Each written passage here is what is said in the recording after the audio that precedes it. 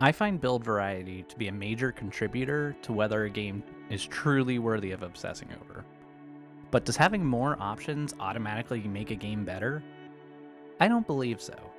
I'll be comparing Dark Souls 2 and Dragon's Dogma 2 to make that point. With that being said, hey, I'm Ray, and this is Second Looks, where we take another look at how to enjoy familiar games. Today, we are looking at what makes build variety meaningful. So there's an important reason why I use the word meaningful when talking about build variety.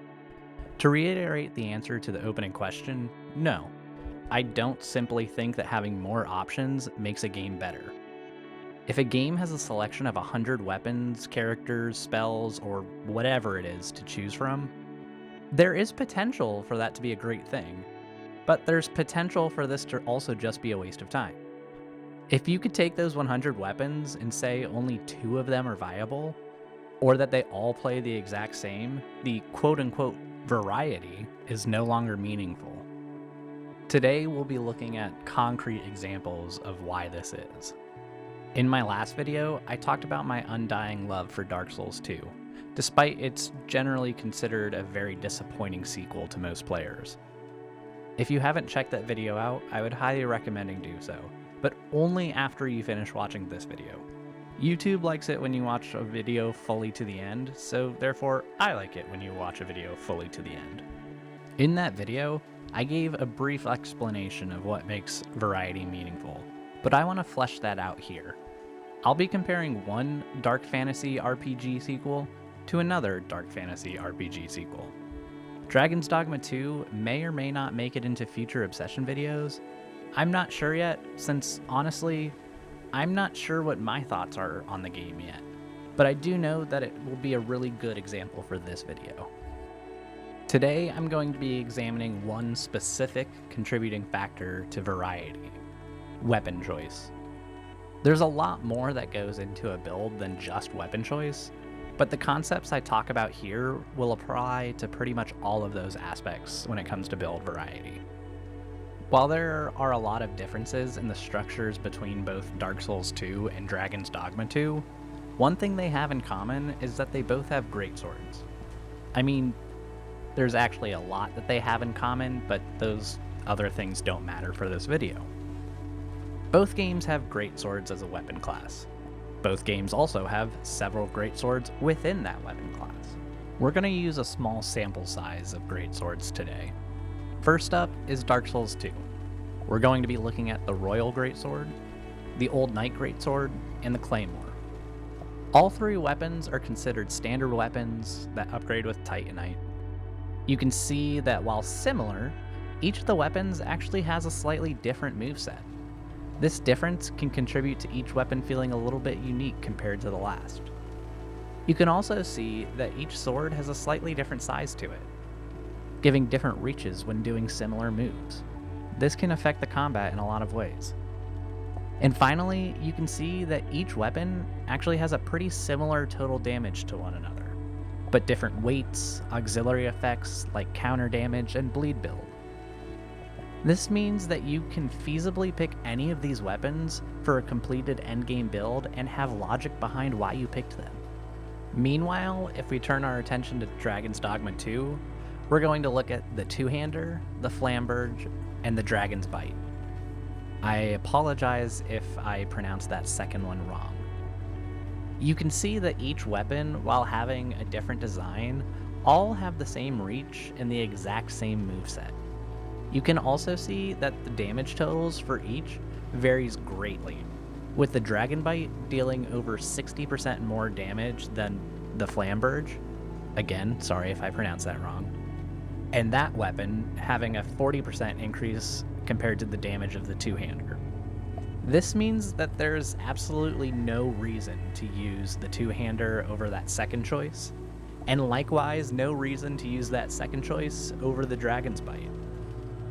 So while that small sample from Dark Souls 2 would be considered meaningful variety within those weapons, the same size from Dragon's Dogma 2 would definitely not be considered meaningful. I would call what Dragon's Dogma does with their weapon system a system of progression rather than variety. There is a clear best choice that you want to aim for by the end of the game. You can always buy the next thing on the way, but at the end, you'll end up with the same weapon. This is not inherently a bad thing. There are plenty of fantastic games that use progression systems over systems that emphasize variety. These games, however, in my opinion, lead to less focus on replaying the game over and over and experimenting with new ways to play. That lack of experimentation makes a game a lot less likely to be worthy of obsessing over for a long period of time. And I want to add some clarifications and caveats to this point. First of all, Dragon's Dogma 2 does have more meaningful build variety than what I'm pointing out. Their class system, skills, and perk system create a great deal of variety that adds a lot of fun to the experience. There's a lot that you can play around with and experiment to really perfect your build and your character. Second, and again, having less choice in a game does not make the game worse in any way. Not every game needs to be played and replayed over and over again to be considered a good game. I believe some of the best games ever made were only intended to be played through once, and focus on making that experience a phenomenal one. But when it comes to finding games that are worthy of consuming your time and your thoughts, there has to be more than just a great initial experience. When I look for a game to obsess over, it has to make me want to theory craft new builds, consider exciting and new ways that I want to play through the game with, to enjoy the same experience in a totally different light. I want to be able to spend hours on an in-game menu or on the game's wiki, looking at all my options, thinking about how to craft the perfect build or team, getting halfway through the concept, finding another cool selling point, and then rethink the entire build. This idea of spending time even outside of the game thinking about the game is what I'm referring to when I say I want to obsess over a game. I don't want it to just be something that I can sit down and play and forget about. I want it to live in my mind. And it takes more than just variety to do that. It has to be meaningful variety.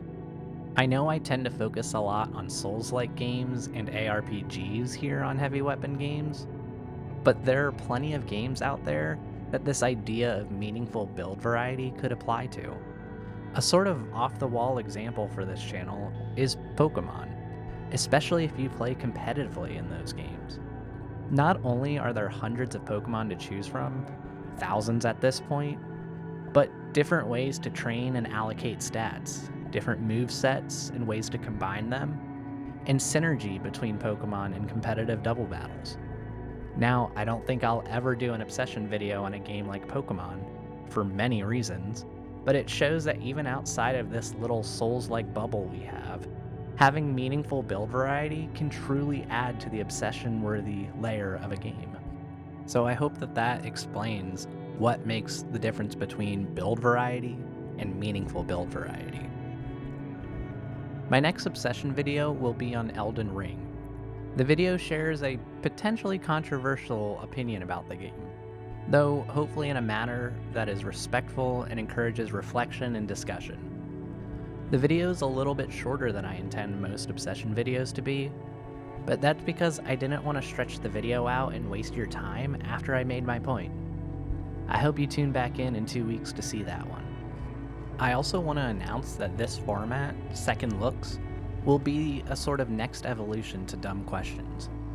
While I'm currently looking into making a few more of these dives into my obsession-worthy criteria, making videos on what makes a playthrough feel unique, what makes a game easy to replay, and what makes mechanics interesting and fun, this series will be a little more open-ended than just that. I very well may use this series to look at dumb questions that nobody is asking in games, but I may also use this series to take a look at cool and interesting builds, talk about mechanics that stand out to me, try out challenge runs, and in general discuss games between uploads of Obsession. Whether this sounds interesting to you, or you want to join the hunt for your next gaming obsession, go ahead and subscribe. Regardless, I hope to see you again soon, but until then, I hope you have a great rest of your day, and I hope you know that you truly matter in this world. Take care.